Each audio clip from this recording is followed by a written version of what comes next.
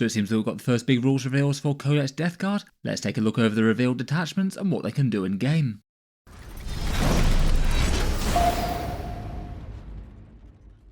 Hello and welcome back to Auspex Tactics, where today we're talking Death Guard, and in this video I thought we'd take a look over Games Workshop's recent rules reveals, the first official ones for the new Codex coming at the end of the week. This is all from the big Death Guard and World Eaters released this week, 2 new codexes and the fancy limited edition ones, 2 new battle forces, and then 3 new combat patrols including the Emperor's Children. They'll all go up for pre-order on Saturday the 26th of April, so this should be the week where we get a whole bunch of previews and then full Codex rules reveals at the weekend. Hopefully should be lots of interesting things to dig into here on the channel. As ever, if you were looking to pick up any of the new things that are coming out, there's a bunch of discount retailers linked down in the video description. Buying through any of those helps to support Auspex Tactics a little if you are looking to pick up any 40k goodness, chaos or otherwise. Here are the times for the Battle Force pre-orders. I suspect that most places will probably have the combat patrols in fairly good supply. The battle forces tend to be a lot more limited though, so it's probably worth trying to be early at these sort of times when they go live if you're looking to land the Slaughter Pack or the Poxrot Vector. Focusing on the Death Guard though, they maybe haven't been doing so badly for rules in 10th edition 40k. They started the edition really weak, but by amping up their detachment rule and making a whole bunch of their units a fair bit cheaper, they've largely been doing okay since. Their tournament stats are looking fairly healthy at the moment, around about 50% win rates more or less. Some top tournament performance, generally using their play company rather than the fly-blown host. Most of their unique units are pretty viable right now, maybe Blight Lord Terminator standing out as behind the curve for a long time, and maybe one of the biggest criticisms that Death Guard have generally had in 10th edition rules are that their units just don't really feel all that elite, or maybe quite as tough as you might expect for them, so hopefully this Codex update will go somewhat to go against those trends hopefully. In the rules preview today we had a few interesting things, some core rule changes, names and rough focuses of the detachments, and then a few very specific rules previews for just a couple of those detachments. Their core Contagions of Nurgle's gift style rule, that has seen a couple of changes. It broadly works in a similar sort of way, but has basically been expanded in scope a fair bit. Looks like the Death Guard core rule is going to still remain an expanding aura of debuffs. It's 3 inches from turn 1 for Death Guard models with the special rule, then going to 6 inches battle round 2, and then 9 inches battle round 3 onwards. Seems like they're keeping that as opposed to their disgustingly resilient rule coming back or anything like that, which maybe feels sensible enough really, given that you can make toughness happen on the datasheets if you want to, just with stats. The biggest change to the core rule though is basically that it has amalgamated the extra plays that Games Workshop gave the Death Guard early in the edition. Technically they were on the Plague Company detachment, but now they're just going to be for every single Death Guard detachments in general. And overall I think that's a positive change. I feel like it might have just been a little bit of a lackluster and unexciting rule without that. Basically it means that everything within Contagion range will get the -1 toughness debuff, and then you still have your choice of 3 different plagues to choose at the start of the game. So you can choose the one that's most relevant to the army that you're fighting, and then units within that Contagion range will get a further debuff. I guess this is a pretty big boost to the fly-blown host as things stand at the moment, given that was probably the biggest trade-off that meant that it wasn't quite so worth using compared with the other detachment. The general flavour of the debuffs has been kept fairly similar, though there are basically 2 changes to them. You have the choice between a -1 to hit one, debuffing enemy saving throws by 1, and then a -1 leadership, OC and movement within the aura. Though you can't reduce OC to any less than 1 with that. The debuff to saving throws is often one of the most taken ones. They're not particularly useful against every single army, it depends on how high the saving throws of the things that you're fighting will be.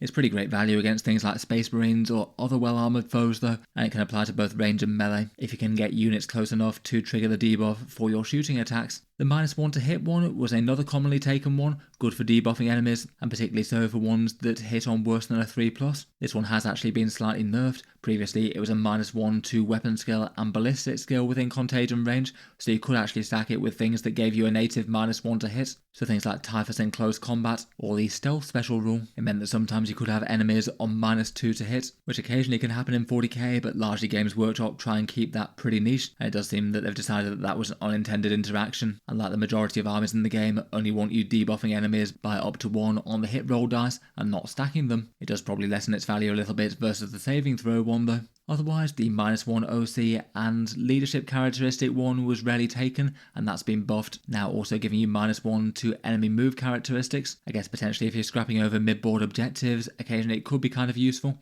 I feel like it might just be a difficult one to want to take though, at least before we know detachment rules that might somehow boost it or synergize with it well. The -1 movement could be annoying and could occasionally stop opponents getting where they want to go, but on the other hand it's only 1 inch is different, a lot of times it won't matter, and the OC thing will be helpful to certain units, maybe things like enemy troops with OC2 will be most affected by that, but the amount of times it might actually swing an objective or threaten to could be a bit more niche. Overall though, broadly a good change I think. I think it would have been a bit disappointing if they'd just been locked to the 1 detachment and it was just literally -1 toughness as the army rule. Otherwise, for one other tiny core rule thing, they basically confirmed that the demons would be treated in a similar sort of way to the Emperor's Children ones. They have a special rule called Pact of Decay, and that basically confirms that the demons in the book would get the Plague Legions keyword rather than Death Guard, and that will basically mean that they're locked to their own detachment and they won't be able to interact with the vast majority of synergies in the army unless it specifically keys off something like Nurgle as opposed to the Death Guard keyword. That was kind of expected, but does basically confirm that they'll be working in a similar sort of way. Probably one of the most interesting things about this preview though was the list of detachments and some of the rules previews for them. Here are the rough detachment names and themes. It seems that the Standard Plague Company is being renamed the Virulent Vectorium, which is a bit more of a mouthful, but that's not exactly unheard of for Death Guard naming conventions. Then there's a Shamblerot Vectorium, which is a Poxwalker focused one. Champions of Contagion, which is plague focused, and from the name maybe a character focused one. The Taliban Summoners is the Allied Nurgle Demons one. We've got the Death Lord's Chosen, which is Terminator focused, and then Mortarion's Hammer, which is tanks and demon engines. That'll raise the detachment number to 7, including the Flyblown Host Grotmus one. Presuming the Champions one is character focused, that will mean that basically all of them tend to revolve around certain unit types, besides the more standard reimagined Plague Company. For the detachment previews that we got today, they mainly focused on the tank one and the Poxwalker one. Mortarion's Hammer, as mentioned, is the tanks one, and that did seem quite likely to be a detachment theme given that the Death Guard have 3 unique demon engines of their own. The core rule's a pretty interesting one. It's called Miasmic Bombardment, and it's basically a way to hand out contagions of Nurgle at longer range. You do it at the start of the battle round, so not within your command phase, and you basically select a number of enemy units more than 12 inches away from your models, and then they're afflicted by the contagions of Nurgle this turn, so getting the -1 toughness debuff, and then maybe the AP or the -1 to hit one for example. You get 1 unit at incursion, 2 at strike force, and then 3 at onslaught. I feel like that could be a pretty interesting debuff to be honest. It certainly feels like it's one that helps out ranged Death Guard lists more, as the problem with those is that you wouldn't be able to use your detachment rules to worsen toughness and maybe saving throws for things that are far back in the enemy army, but now you can single out say a big nasty enemy unit and make it super easy to kill from a long way away. I feel like the AP one would be the more obvious one, that obviously depends on the exact army that you're fighting. If you're fighting demons with lots of invulnerable saves, or orcs with loads of bad saves, then it might not matter too much, and you could use it for -1 toughness and -1 to hit potentially. I guess just repeatedly making the enemy's biggest and nastiest guns -1 to hit would be kind of disruptive. Overall seems like a good detachment rule though, and nicely tailored towards range things, as melee things just won't really care too much about this, as if you're actually in close combat, you'll already be getting the debuffs either way. They gave us 2 rule previews for Mortarion's Hammer. One enhancement is the Eye of Affliction. This one gives your unit ignores cover when targeting an afflicted enemy unit, so ones with the Contagions. This one maybe feels a little bit on the weakish side, just given that Death Guard don't really have particularly good dedicated ranged units in their lists. I guess it's probably Blightlord Terminators or maybe ranged Plague Marines as the nearest things that this could apply to. I guess potentially helped out with characters that might shoot fairly hard, like the Malignant Plague Caster. I kind of hope that this one might be cheap though. It doesn't seem like a super standout one, particularly if this one's seeming to try and help vehicles. Otherwise, for the stratagem preview, there was a 1 command point one called Font of Filth. This one gives you the assault keyword for vehicles' ranged weapons, and that's a pretty handy one to be able to access. It means that if you can't get range or line of sight with a vehicle that needs to target an enemy unit, then you can basically advance and shoot if that extra shooting is worth paying the command point for. Plenty of times it could be, and that definitely feels like a nice one to have in the box of tricks if you've got a big plague vehicle gun line. Not really super exciting or different to what other detachments would be. I guess we'll see what they have for the rest of them. They said that 5 of the 6 stratagems are locked to vehicles only, so you're definitely going to be having sort of plague-related tank spearheads for this.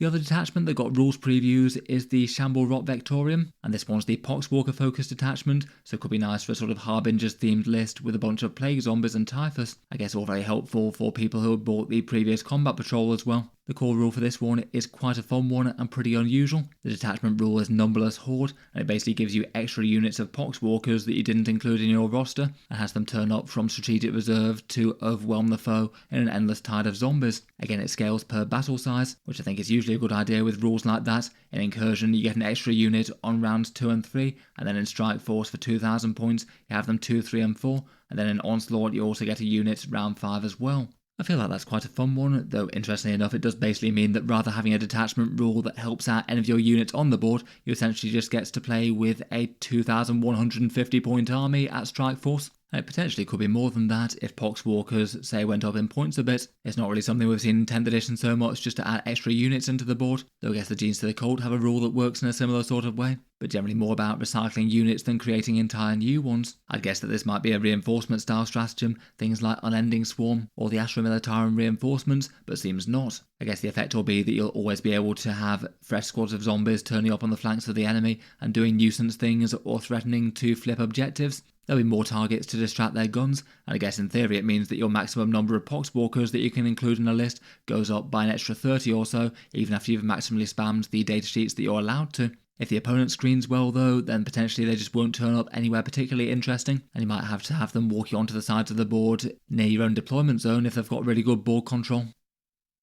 For the support options preview for this, one of the interesting things was that more characters can lead Poxwalkers. They said that the Noxious Blightbringer can lead them here. I don't know whether that'll just be in general that, say, the Feated Virion support characters will be able to join Poxwalkers in every army, or whether it'll just be locked to this detachment, but it does seem like they'll have more leader options. In any case, for this one, they said that the Noxious Blightbringer gives you +1 OC to Poxwalkers and +1 to leadership and battle shock tests, which maybe doesn't seem huge unless it's cheap, but I guess it would mean that your opponent would really have to clear that unit if they want to hold the objective, as loads of OC2 models flooding the objective likely means that it's not going to be theirs unless they're destroyed.